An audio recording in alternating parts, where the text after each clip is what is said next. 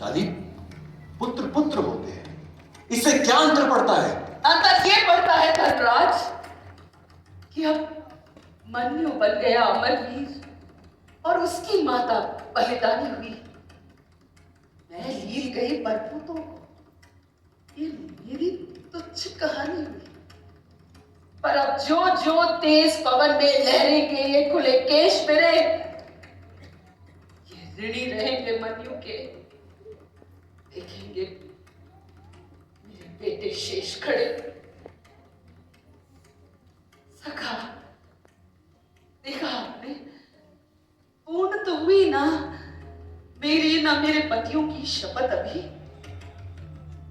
रोज नए ऋण ले लेते, ये केश कभी, ये वस्त्र कभी। और धनराज तुम औरों को छोटा कर करके तुम बने महान, तुम बने बड़े, बेच दिया मन्यु रण में।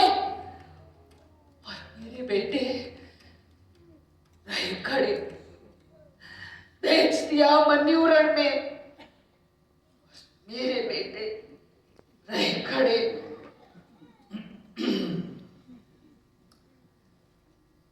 थोड़ी और प्रतीक्षा कर ले तू सखी, मेरे कहने से। समय के जल को समय वेग से निर्बंध ही बहने दे। इस रण की समाप्ति पर ये सारे गणित लगा लेना तू, सारी शपथों की, सारी प्रतिज्ञाओं की सूची तभी बना लेना तुम।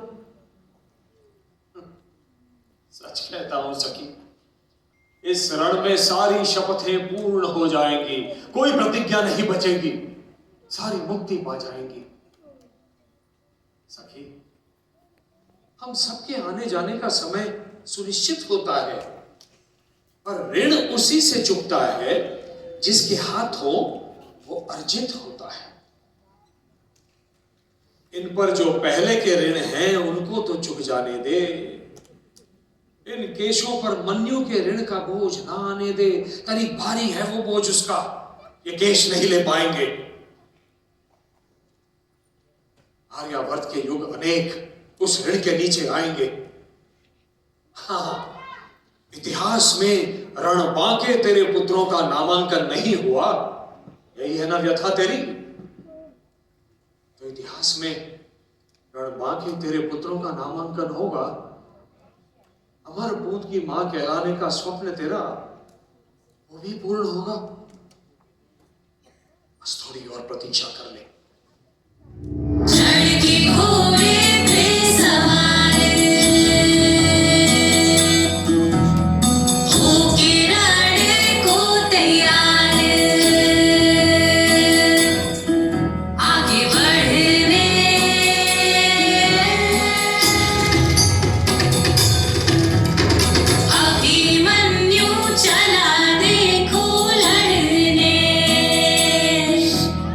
एक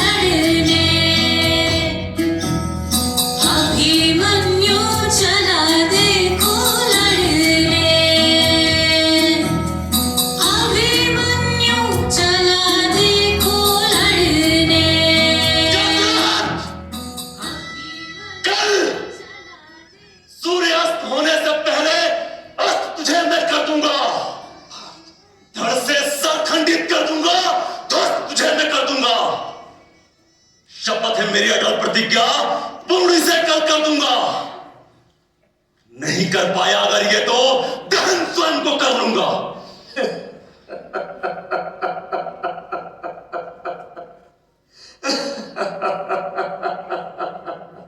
प्रिय बहुत है शपथ प्रतिज्ञा इस कुल के हर वंशज को। जिसे देखो शपथबद्ध है, वो अनुज हो चाहे अग्रज हो। ऐसा मानो शपथ है एक स्वामी, मानो तो मात्र एक सेवक है। कार्य कठिन करने को कोई, क्या शपथ ही एकमात्र प्रेरक है? हे कृष्ण, आपके मुख पर इस अवसर भी शब्द बाण हंसी है। शपथ वीर लेते हैं जो उसे पूरा भी कर पाए। कमी है आत्मविश्वास की ये, जिसे वीरता कहते तुम। अपने पद से दूर हट जाने के भय से यूं शपथबद्ध रहते तुम। शपथ लेता तो एक ही है और परिणाम सभी के हिस्से में। हाँ? अपराध है बस इन शपथों का ही महाभारत के किस्से में। पितामह भी स्वयं अपनी इच्छा से साथ अधर्म का ना देते, राज्य का साथ निभाने की वो एक शपथ जो ना लेते।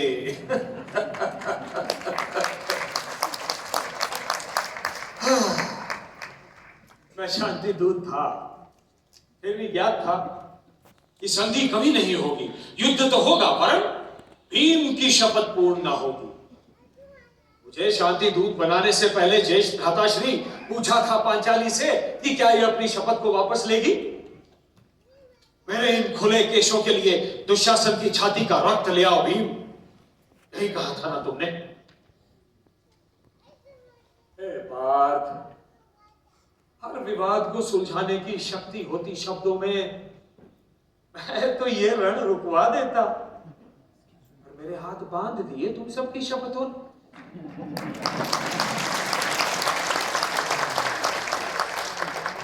यहां दोनों ओर से सेनाएं नहीं, लड़ती कई प्रतिज्ञाएं, और इन्हीं प्रतिज्ञाओं ने आज इस रण में बाण है कई चलाए। 7 नहीं थे मन्यु के हत्यारे, एक 8वां था। एक 8वां था। वो बाण जो उसके धड़ में लगा था, भीम की प्रतिज्ञा का था। समर में एक बार नहीं 2-2 बार ऐसा अवसर आया था जब मन्यु ने दुर्योधन को धरा पर पटक गिराया था। उसके और मृत्यु के बीच मन्यु का एक वार था बस। ताऊ को यमद्वार भेजने बालक तैयार था बस, फिर भी जीवित छोड़ दिया मृत्यु भीम के हाथों पाने को।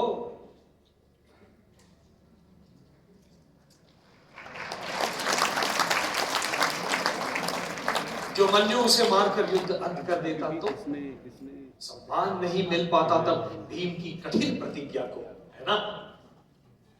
इसलिए हे पार्थ, सहारा शपथ का नहीं पौरुष का लो। शपथ नहीं है धर्म से बढ़कर, अंतिम विजय धर्म की हो। यतो धर्मस्ततो जया।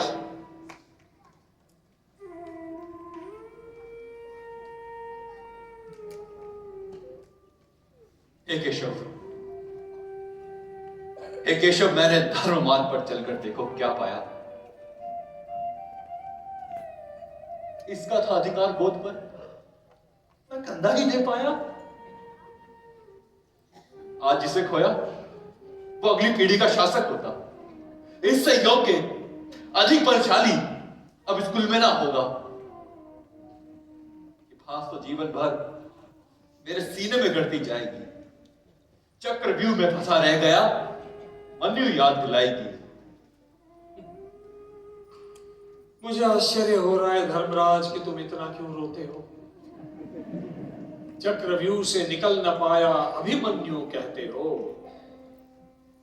और मुझे बताओ कौन है जो इस चक्रव्यूह से निकल पाया है?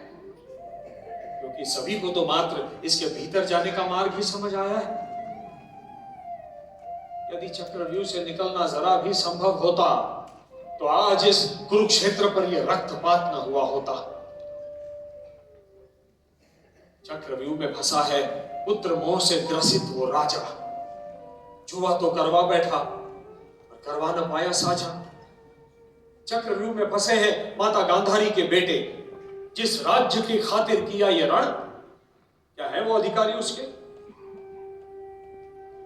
और धर्मराज, तुम स्वयं भी तो अपने चक्रव्यूह से कब निकल पाए हो? युद्ध क्रीड़ा से कुरुक्षेत्र तक बस धंसते ही चले आए हो। इस अर्जुन के गांडीव ने कितने चक्रव्यूह तोड़े हैं, हा? जब विश्व रूप दिखलाया तब दुविधा के बंधन तोड़े।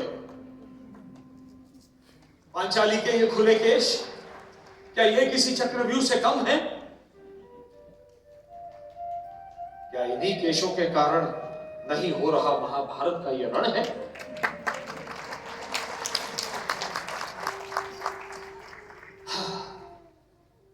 और इसी चक्रव्यूह ने तो मुझको भी इस धरती पर बुलवाया। कैया भी चलवाई और देखो अब इनका रथ भी चलवाया। इसी चक्रव्यूह ने मुझसे अपना प्रण भी तोड़वाया।